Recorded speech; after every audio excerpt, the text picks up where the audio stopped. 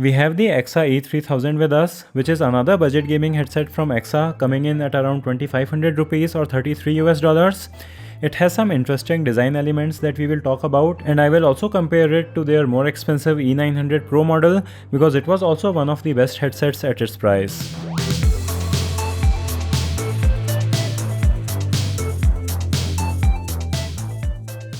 Inside the box, you get the user manual, an adapter to separate headphone and mic jacks, and you of course get the headset in a very decent leather cover.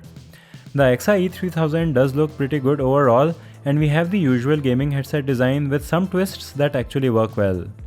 These are mostly made of plastic, but they do have some brushed metal parts that hold the ear cups. The headset does feel strong even after being rather lightweight. One thing that stands out is of course its suspended headband design with this elastic piece to hold it on your head. The comfort on this headset is actually pretty good, even though it is not as good as the EKSA E900 Pro. I was skeptical about this elastic strap suspension system, but after you adjust it according to your head size, it works quite well, and it can also be easily replaced in case it gets too loose.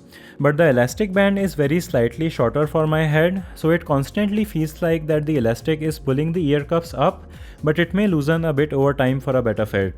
They also don't create the best seal around your ears because of the lack of any swivel adjustment.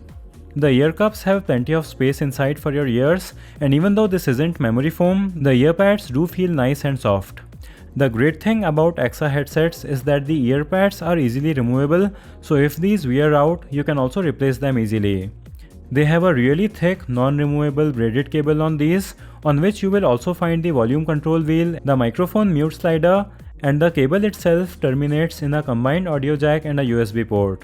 You can use the included adapter for use with your PC if you need that, but the USB port is only here to provide power to the RGB on the headset. And yes, you must have noticed that the EKSA E3000 has RGB, but you cannot control it in any way, so the only effect you have on it is a rainbow color cycle.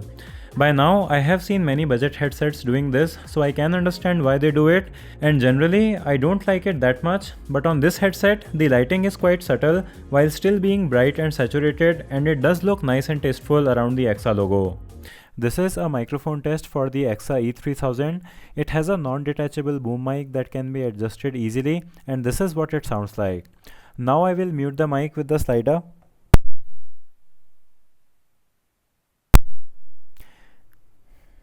And now the mic is unmuted. I think that the mic sounds pretty good and natural without making my voice sound very muffled or nasally.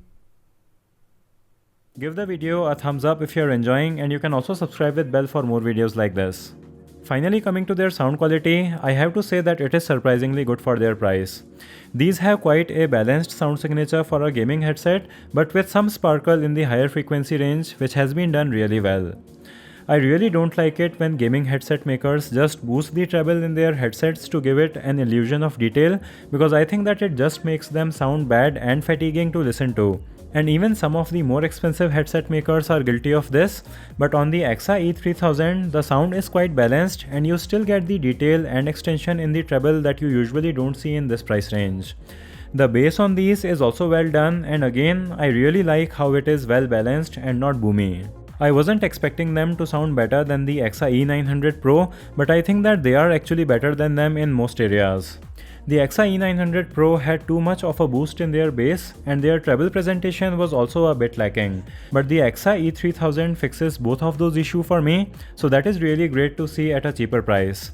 I was also told that both the regular E900 and the E900 Pro share the same drivers, so if they have the same tuning, I would guess that the E3000 would sound better than both of them.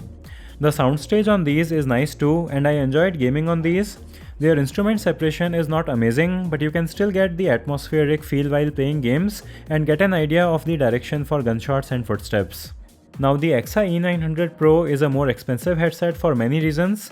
It has removable cables, USB connectivity, memory foam earpads, and a better overall design in my opinion, but these things are just nice to have instead of being essential, so the EKSA E3000 is providing you with an outstanding value for money. So in conclusion, the EKSA E3000 is easily one of the best gaming headsets that I have tried at the price point of around 2500 rupees. It performs well in all areas for the price, and even though I am not the biggest fan of this elastic suspension design, I really cannot complain about it as the system does work well and it keeps the headset comfortable on your head.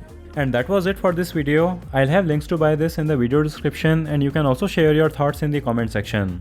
Give this video a thumbs up if you liked it or a thumbs down if you disliked it. Subscribe with bell, follow me on socials. Thanks for watching and I'll see you in the next one.